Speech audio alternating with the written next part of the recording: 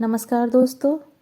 आइए सुनते हैं आधुनिक हिंदी साहित्य की सुप्रसिद्ध लेखिका मंजुल भगत द्वारा लिखी हुई कहानी नागपाश। ऐ मेरे बच्चे, मेरे लखते जिगर, तू पैदा न हो।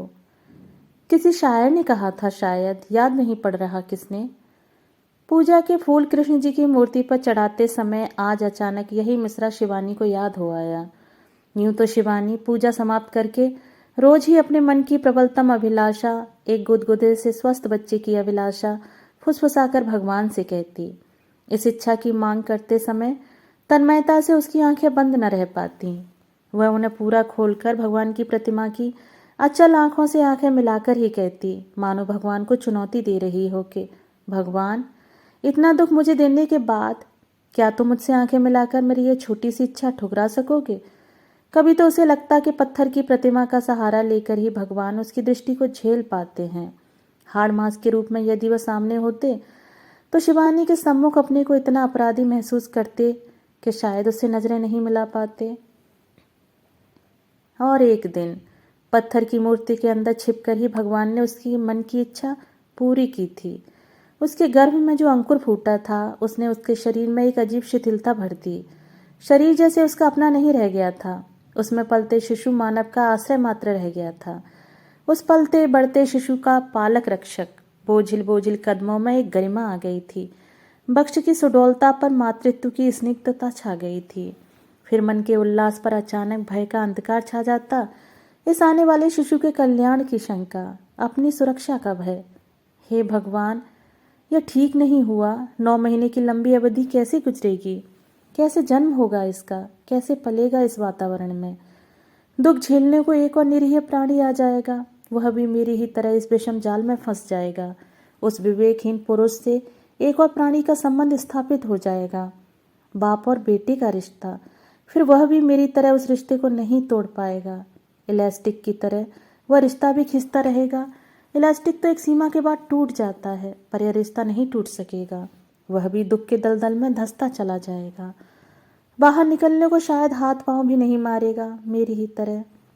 और आज भगवान की मूर्ति पर फूल चढ़ाते समय पता नहीं अर्ध चेतन मन की कौन सी परत पर से तैरता हुआ मिसरा उसके मस्तिष्क में कौंधने लगा। ऐ मेरे बच्चे, मेरे लगते जिगर, तू पैदा न हो। पूजा से उठकर शिवानी सीधा बिस्तर पर जा पड़ी। अर्ध चेतन सी वह पड़ी रही। एक एक करके स्मृतियां आती रहीं, जाती रहीं। बेतरतीब बिना क्रम के स्मृतियों के टुकड़े सपनों से आंखों में तैरते रहे। वह गर्मियों के अवकाश के बाद कॉलेज का खुलना, बीए के परीक्षा दिवस की घुटन और परीक्षा फल के आने की घबराहट से मुक्त उल्लसित लड़के लड़कियां, भविष्य की कल्पना से तरंगित विश्वस्त छात्र छात्राएं, एडमिशन की गहमा गहमी, एमए की कक्षा में आते अन्य कॉलेजों के नए नए चेहरे। शिवानी को सबकी बधाइयाँ। वह बीए में इंग्लिश ऑनर्स में सर्वप्रथम आई थी। नए छात्रों का उसे देखकर विस्मित होना, फिर उनकी फुसफुसाहट कभी धीमी कभी रंगमंच पर सुनाई पड़ने वाली जैसी। यह बीए में फर्स्ट क्लास फर्स्ट, यार लगती तो स्टूडियस टाइप नहीं, काफ़ी ग्लैमरस है। सुनकर शिवानी को हंसी भी आती और गर्व भी होता। सुंदर आकर्षक देह यष्टि और तीखे नयन नक्श को सुरुचिपूर्ण ढंग से सजाने संवारने वाली किशोरी को क्या बुद्धिहीन होना चाहिए? कुशाग्र बुद्धि छात्रा को क्या अपनी देह में रुचि होनी ही नहीं चाहिए? या फिर शिवानी की उन्मुक्त कल कल करती हंसी, जीवन को भरपूर जीने की उत्कंठा ही शायद स्टूडियस टाइप की छवि से मेल नहीं खाती? अचानक शिवानी की उस हिलोरे लेती कल कल छल छल करती नदिया में एक पत्थर आ गिरा, जिसने उसकी तरंगों को शत विशत कर दिया और उसके बक्ष को चीरकर उसमें समा गया। प्रशांत उसी कक्षा का छात्र था। सुदर्शन भी था, प्रफुल्ल मन भी, जीवन को हल्का मजाक समझने वाला। कक्षा में प्रोफेसर साहब का लेक्चर सुनते सुनते उसकी प्रशांत की नज़र अक्सर शिवानी के मुख पर टिक जाती, जैसे किसी खानाबदोश के आवारा कदम अचानक अपनी मंजिल पर जाएं। ऐसे ही भी नजरें फिर वहीं बंधी रह जाती, शिवानी की झुकी पलकों पर दस्तक सी देती हुई। शिवानी जब अपनी पलकों को ऊपर उठाती तो उन आंखों का भावावेश देख सिहर उठती। उन आंखों का सराहना भरा अनुरक्त विवश भाव उसे विस्मृत कर देता। प्रशांत मानो उसके व्यक्तित्व के सूक्ष्मतम अंश को अपनी स्मृतियों में बसा लेना चाहता। वह अपने को बहुत महत्वपूर्ण अनुभव करने लगी। उसका साज श्रृंगार, वेशभूषा, यहाँ तक कि साड़ी का किनारा और चूड़ी का रंग, सभी कुछ जैसे नित्य नवीन रूप से एक महत्वपूर्ण घटना बन जाते प्रशांत की ठहरी हुई निगाहों के लिए।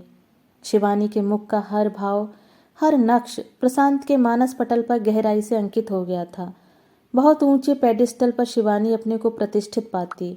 हर दिवस दोनों के लिए एक नई अनुभूति लेकर आता। प्रशांत की अनुपस्थिति में शिवानी के लिए जीवन केवल श्वेत और श्याम स्केच भर रह जाता और उसके आते ही उस स्केच में अनेक उत्तेजनापूर्ण अनुराग भरे रंग भर जाते। जीवन के बाकी क्षण केवल उन्हीं क्षणों के दास बन गए थे जो वह दोनों साथ गुजार पाते। केवल वही क्षण जीवंत और सार्थक थे, बाकी केवल उन क्षणों की प्रतीक्षा के लिए बने थे। दिन पंख लगाकर उड़ने लगे थे, सुनहरे धूप में झिलमिलाते दिन। फिर एक रोज शिवानी ने इस प्रसंग को लेकर अपने माँ बाप का सामना किया। प्रशांत की बात कहते समय उसे कोई लज्जा नहीं आई थी, जैसे प्रशांत से उसके विवाह की बात बहुत ही सहज स्वाभाविक हो। प्रशांत के घर में भी इस बात को लेकर कहा सुनी हुई थी, पर किसी का कहा सुना उन दोनों को छूता ही नहीं, चेतना की ऊपरी सतह पर से गुजर जाता, महत्वहीन निरर्थक बात सा। महत्व की बात केवल यही लगती कि कब वे दोनों समाज की निर्लज, अबाक, ढीठ नजरों से परे, चौराहों, रेस्तराओं, सिनेमा घरों की बेपर्दा मुलाकातों से मुक्त घर की पावन चहारदीवारी के मधुर एकांत में मिलेंगे।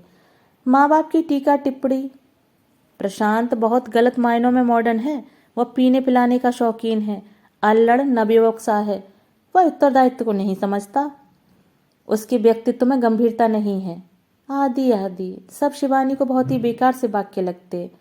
उन व्यंग भरे तीखे निराश शब्दों के स्थान पर प्रशांत के साधारण संवाद भी कितने सरल, प्रेम में पगे थे। प्यार के वे शब्द ही दिन रात उसके मन में छटपटाते रहते। शिवा, तुम कितनी मोहक हो, कितनी सुंदर। मैं सुंदर नहीं हूँ प्रशांत, सच कहो, हूँ क्या? अच्छा, तुम्हें मेरे चेहरे पर कौन सा नक्श अधिक अच्छा लगता है? तुम्हारी आंखें। बड़ी नहीं है, मैं जानती हूँ। नहीं है, मुझे कटोरे जैसी आंखें अच्छी भी नहीं लगती। तुम्हारी आंखों की गहराई कितनी अर्थपूर्ण, कितनी मादक बना देती है तुम्हारी दृष्टि को। और तुम्हारा रंग गोरा नहीं है, यही ना? शिवानी पूछती। ना सही, बादामी तो है, बल्कि तांबई है। नहीं, सोने जैसा। माँ उसे गेहुआ कहती हैं। गेहुआ ही सही, हर शय से तबीयत भर सकती है, पर एक गेहूं से ही नहीं भरती। और तुम्हारी ये बाल, ये लंबे नहीं हैं, सिर्फ कमर तक ही तो आते हैं। पर चित्र पर फ्रेम की तरह तुम्हारे चेहरे और ग्रीवा के किनारों को कितना गौरवमय और आकर्षक बना देते हैं। और उनकी खुशबू। और प्रशांत शिवानी के लहराते बालों में मुंह छिपाकर मदहोश हो जाता। किसी की आहट पर फिर तंद्रिल जादुई क्षण बिखर जाता। स्मृतियों में शिवानी उन्हीं क्षणों को समेटकर जीती रहती। उन दिनों बात बात पर शिवानी और शैलजा के बीच बहस छिड़ जाती, प्रेम को लेकर, कामकाजी नारी के घर, बच्चों व पति के प्रति दृष्टिकोण को लेकर, ममता और बच्चों की परवरिश, यहाँ तक कि नई पीढ़ी की नई समस्याओं को लेकर भी। हर विषय पर अलग अलग विचार रखना और उन्हें एक दूसरे पर थोपते रहना जैसे उनके लिए एक खेल सा था। विचार मतभेद से दोनों के बीच कभी कोई कटुता नहीं आती। एक रोज शैलजा प्रशांत के व्यक्तित्व को ही ले बैठी।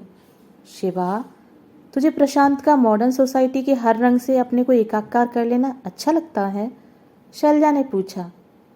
यदि प्रशांत मॉडर्न सोसाइटी से इतना प्रभावित होता तो मेरी ओर आकर्षित ही क्यों होता?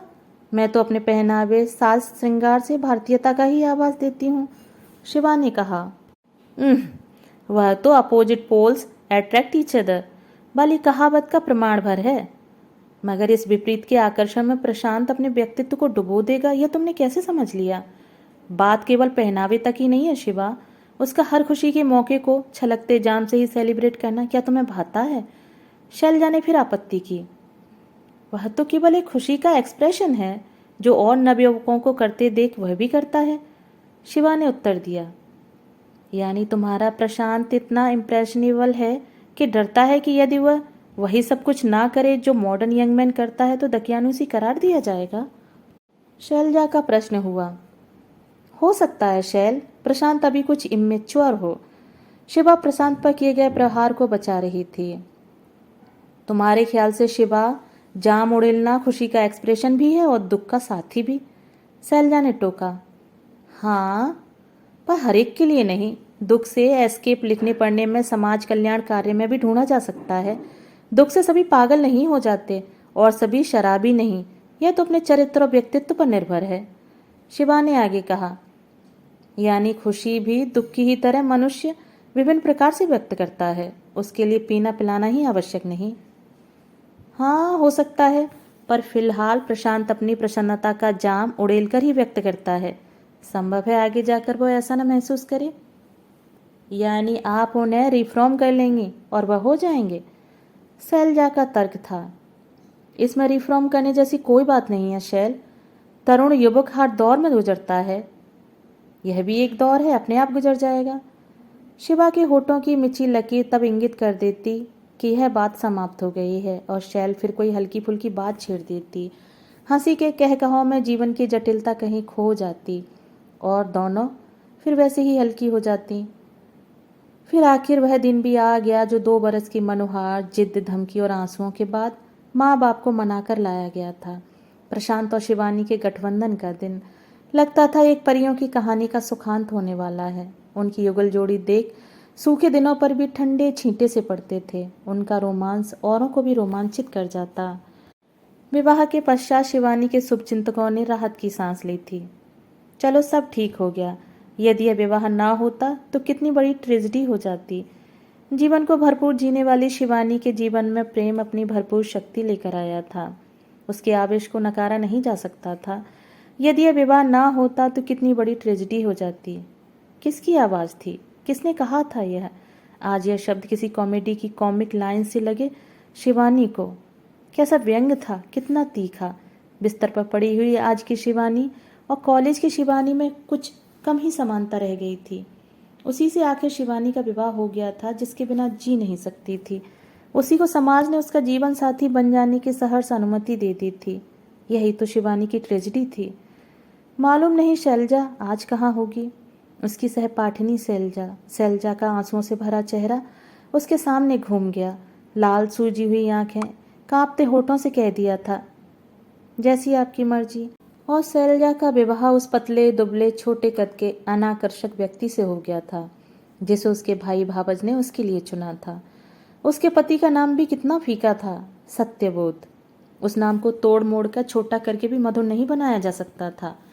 राकेश के ऊंचे कद, चौड़ी छाती और उन्नत ललाट के बाद कैसे शैलजा को यह मुनहना सा इंसान पसंद आया होगा। शादी की तैयारियों के बीच कैसी उचाट मन फिर रही थी शैलजा। राकेश तब भी उसके घर में आता जाता रहता था। राकेश तो बस अपनी मंगेतर की तारीफों के पुल बांधता रहता। शैलजा चुपचाप सुनती रहती, कहती भी क्या। वह तो सीधे साधे चेहरे मोहरे की थी। राकेश से उसका व्यक्तित्व मेल ही नहीं खाता था। राकेश को तो रोशनी जैसी फुलझड़ी ही पसंद आ सकती थी। शैलजा वह चौंध पैदा कर देने वाली अग्निशिखा की लपट नहीं थी। यह वह स्वयं भी जानती थी। गौरवपूर्ण होते हुए भी उसका चेहरा इतना आकर्षण विहीन क्यों लगता था। शिवानी सोचती रही। राकेश भी सदा शैलजा से बहन का सा व्यवहार रखता, जबकि करीब करीब हरी किशोरी के हाव देखकर उसकी आंखों में चमक आ जाती और वह इतराने लगता। मालूम नहीं शैलजा बेचारी कैसी होगी। शायद वक्त ने उसके जख्म भर दिए हों। क्या अब भी वह जीवन से कटी कटी जी रही होगी। सोचते सोचते न जाने कितना वक्त गुजर गया।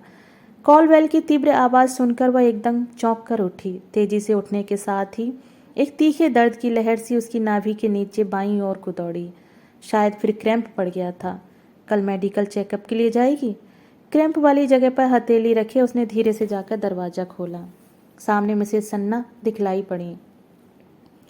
साड़ी जमीन से 2-3 इंच ऊपर को झूल रही थी। ब्लाउज जिस्म पर से जैसे बह रहा था। बाल छितरे हुए, गोद में प्यारी सी बच्ची थी। दरवाज़ा खुलते ही पालतू बिल्ली की तरह वह अंदर दाखिल हो गई। ब्लाउज के बटन खोलकर बच्ची के मुंह में दूध दे दिया। फिर बड़ी उत्सुकता से शिवानी की तरफ गपशप के मूड में देखने लगी। मिसेस सिन्हा के कॉल बेल दबाने पर दरवाज़ा खुलने के बाद, आइए और बैठिए ना, शब्द बिल्कुल व्यर्थ हो जाते थे। इन शब्दों के उच्चारण से पहले ही वह अंदर दाखिल हो जाती और सबसे आरामदेह जगह पर पसर भी जाती। उनकी मजलिस में कभी शिवानी को, अरे बैठिए ना, अभी से चल दी, जैसे औपचारिक शब्दों के सदुपयोग की आवश्यकता न पड़ती, क्योंकि वह आकर तभी अपने को समेटती जब उनका बैठना नामुमकिन हो जाता। यानी दोपहर का खाना खाने प्रशांत घर आ जाता। खुले दरवाजे के बाहर से ही उसकी रूखी पुकार, शिवानी खाना लगाओ, बहुत जल्दी है, सुनाई पड़ जाती। तभी मिसेज सिन्हा लतर पतर अपना आंचल और बच्ची संभालती, किंतु जाने के पहले एक नज़र प्रशांत के चेहरे पर अवश्य डालती जाती। प्रशांत की लाल अंगार सी आंखें जैसे अब भी नींद में भारी हों, भिजे हुए होठों की पतली लकीर, पिचके गालों की उभरी हड्डियां, एक जगह खड़े होने पर भी आगे पीछे हिलते झुके हुए कंधे, कदम उठाने पर डगमग चाल, कुछ भी उनकी निगाह से छिपा नहीं रहता। लंच टाइम पर दफ्तर से क्या आदमी इस शक्ल में आता है? यही मिसेस सिन्हा की सूरत पर पड़ते हुए शिवानी खाना परोसने उठती। हवा के झोंके के साथ शराब की बदबू का एक भभूका उठता और प्रशांत के इर्द गिर्द मंडराता रहता। खाने में नुक्स निकालते हुए कभी प्रशांत एकदम चीख पड़ता, कभी झन्ने से कटोरी फर्श पर पटक देता, कभी पानी का गिलास अपने आप ही उसके हाथ से फिसल कर फर्श पर चकनाचूर हो जाता। प्रशांत धीरे धीरे एक एक कौर चबाता, खाते खाते कभी कभी उसे उबकाई आ जाती और वह खाना छोड़ वॉश बेसिन की ओर भागता। खाना पड़ा रह जाता। शिवानी वहीं बैठी उसके कै करने की और सुनती रहती। कै के बाद प्रशांत निढाल सा बिस्तर पर लुढ़क जाता और सो जाता। उस रोज फिर दोबारा दफ्तर जाना नहीं हो पाता। आज भी बच्ची चुसुर चुसुर दूध पी रही थी। मिसेस सिन्हा एक हाथ से अपना स्तन थामे लगातार बोले चली जा रही थी। घर का कुछ काम समेटने और कुछ फैलाने के बाद उनका यही समय सबसे फुर्सत का होता था। वह मन बहलाव के ये क्षण पूरी उत्सुकता से बिताती थी। सब्जी वाली मेहरी, जमादार ने सबसे खटखट करने के बाद शिवानी की जिंदगी उन्हें जासूसी किताब की तरह दिलचस्प लगती और वह मजा ले लेकर उसके पन्ने उलटती रहती। क्यों जी, अपने प्रशांत जी की तनख्वाह 1000-1200 तो होगी? हाँ है, शिवानी कहती। सारी तनख्वाह तुम्हारे ही हाथ में देते हैं कि नहीं? नहीं, सारी नहीं। क्यों? क्यों को काफ़ी खींचकर मिसेस सिन्हा सवाल करती। तब शिवानी पलक उठाकर उस कम पड़ी फुहड़ औरत को देखती जिसकी हथेली पर उसका पति सारी की सारी तनख्वाह रख देता होगा। उसका मन मिसेस सिन्हा की क्यों का उत्तर देने को चाहता। क्यों, तुम्हें क्या दिखाई नहीं देता? शराबी को सबसे ज़्यादा ज़रूरत पैसे की होती है और अपनी इस ज़रूरत के सामने वह किसी और की ज़रूरत को नहीं समझ पाता। मिसेस सिन्हा तब सद्बुद्धि देती। हमसे तो तुम मीठा ही बोलती हो, फिर प्रशांत जी के आने के बाद घर में जरा हंसी खुशी का माहौल रखा करो ना। शिवानी बोलती कुछ नहीं, मन में कहती, तुम सिन्हा साहब को 2 रोज के लिए मेरे यहाँ छोड़कर देख लो ना, मैं हंसी खुशी से उनका मन बहला सकती हूँ कि नहीं। फिर सुनाई पड़ता, देखने में तुम अच्छी भली हो, फिर भी प्रशांत जी का शराब के साथ साथ कोई और चक्कर भी तो नहीं हो गया। शिवानी जवाब देना चाहती, देखने में तो तुम अच्छी भली बिल्कुल नहीं हो, फिर सिन्हा साहब का कोई चक्कर क्यों नहीं हो गया। पर जुबान उसकी बंद ही रहती। शादी को 3 बरस तो हो गए, किसी लेडी डॉक्टर को दिखाए ना। दिखाऊंगी। वैसे तुम तो शाम को सज धज के प्रशांत जी का इंतजार करती हो। पढ़ा तो कहीं मैंने भी था ऐसा ही कुछ, पर क्या करूं, फुर्सत ही नहीं मिलती मुझे तो। तुम इतना शौक कैसे रख पाती हो? शिवानी का मन खींच उठता, कहने को होती, क्योंकि प्रशांत तुम्हारे सिन्हा साहब की तरह नहीं है। मैं अगर तुम्हारी तरह बिखरी रहूंगी तो प्रशांत जी का कोई चक्कर जरूर हो जाएगा। मिसेस सिन्हा आखिर चली गईं। शिवानी ने सोचा, प्रशांत शायद आज खाना खाने नहीं आएगा। इस जाहिल काहिल औरत के सामने उसे रोज शर्म उठानी पड़ती है, उस कमजोरी के लिए जो उसमें खुद में नहीं है, प्रशांत में है।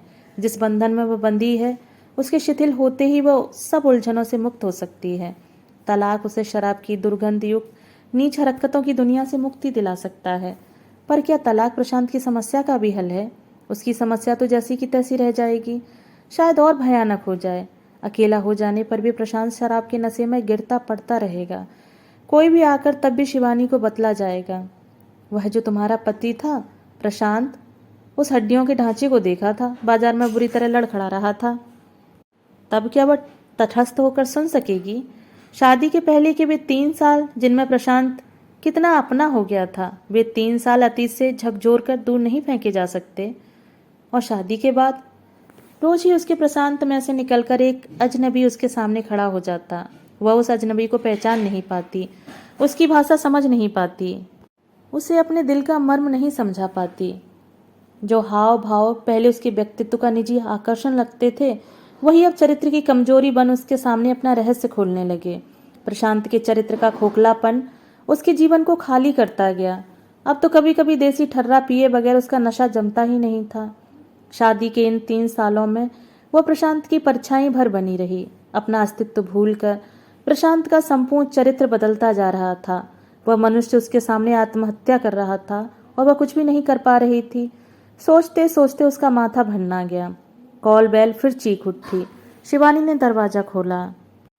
इस बार धोबन थी, सांवली सांवली, ढेर से चांदी के गहने पहने, नई नवेली गौने आई लगती थी, पर सिर्फ कपड़े जेवर से, उम्र से नहीं। आज पहली बार ही आई थी। इससे पहले धोबी आता था। कजरारी आंखों को मटकाकर धोबन बोली, बीबी जी मैले कपड़े जल्दी से निकाल दो, घर जल्दी जाना है। आज तीजो जो है, अड़ोस पड़ोस की सभी मेहंदी रचावेंगी, ढोलक लेकर बैठेंगी, कुछ गा बजा लेवेंगी सब, फिर मेले में जावेंगी। अजी आप तो जयपुर में नई आई हो, यहाँ तो बड़ा भारी मेला लगे है तीजों पर।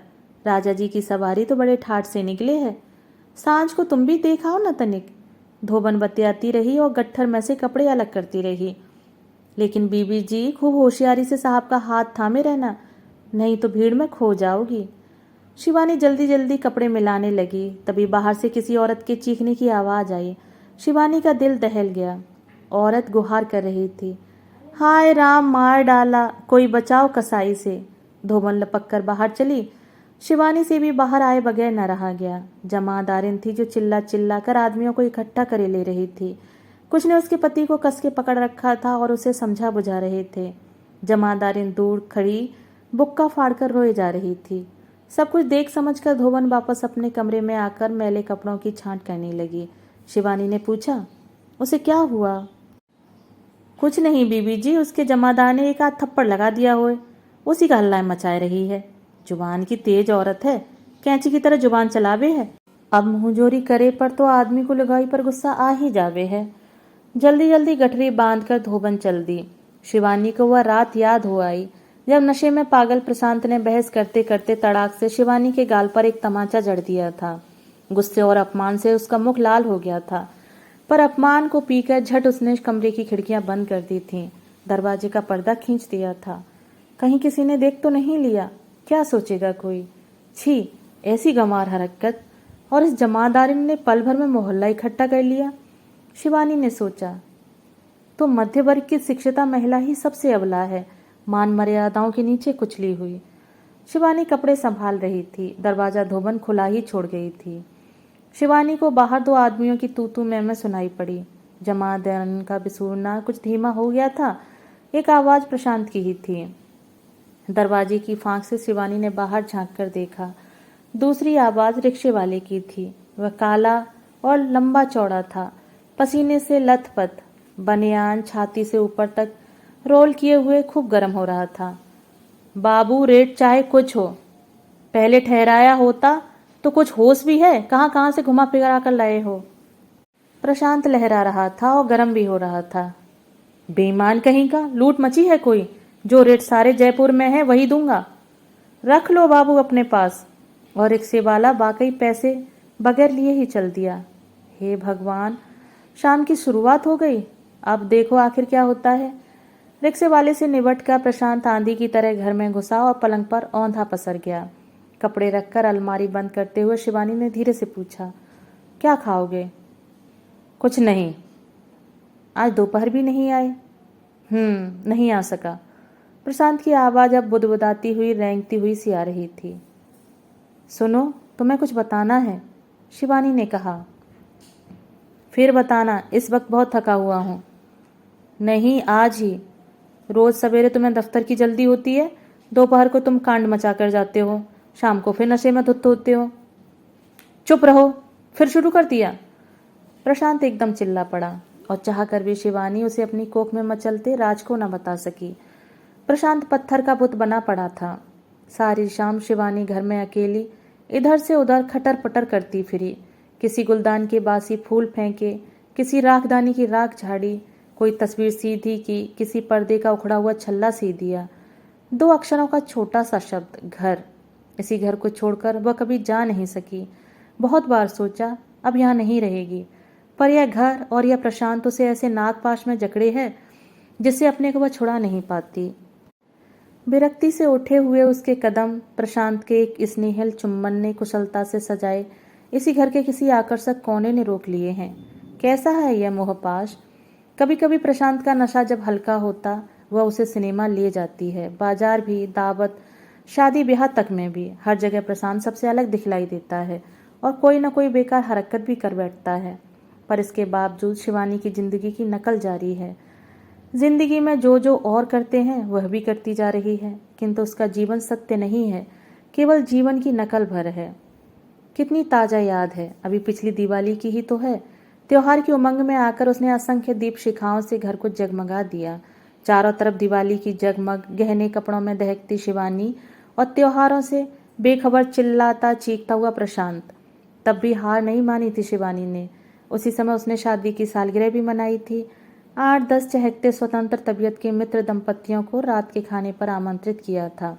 सब कुछ भुलाकर कमरों को खूब ही सजाया था। खाने की मेज तो नुमाइश सी लग रही थी।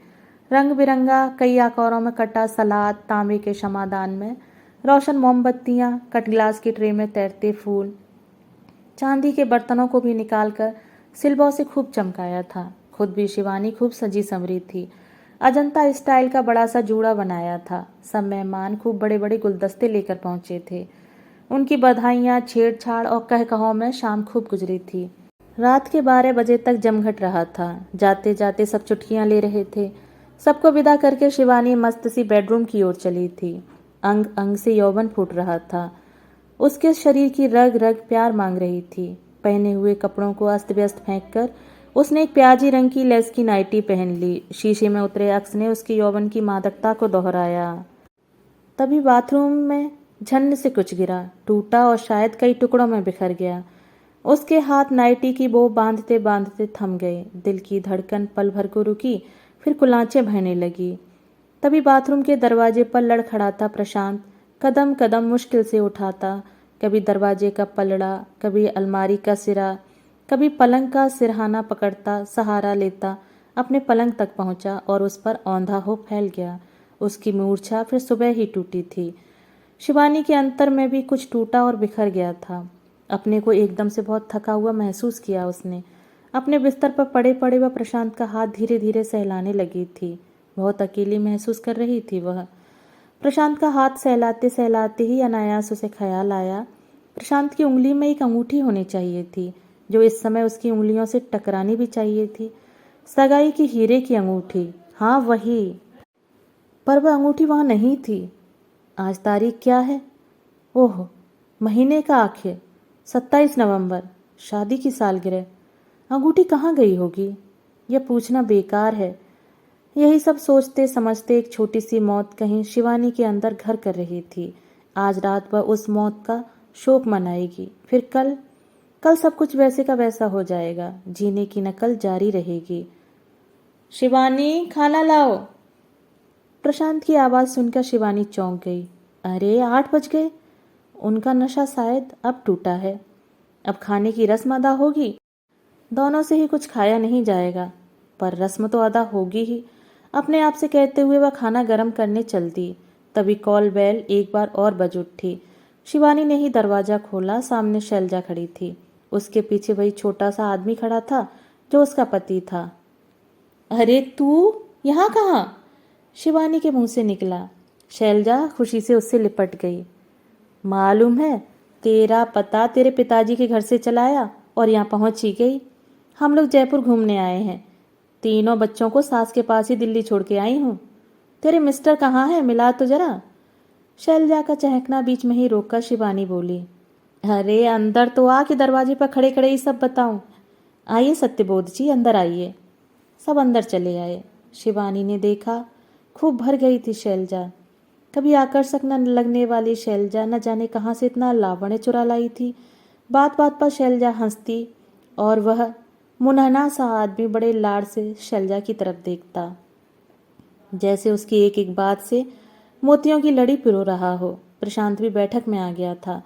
सत्यबोध से हाथ मिलाकर बैठा ही था कि शैलजा फिर चहकने लगी। अरे प्रशांत, क्या गैर गैर से मिल रहे हो? तुम्हारी प्रेम कहानी में तो मिस्टर मेरा हाथ भी है।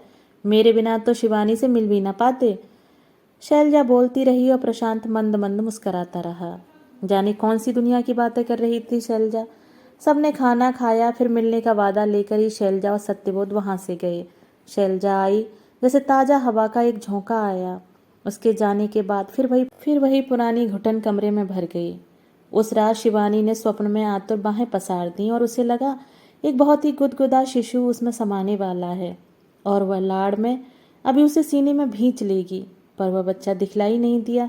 सिर्फ बाहों के घेरे के बाहर कहीं उसकी मौजूदगी का एहसास भर हुआ।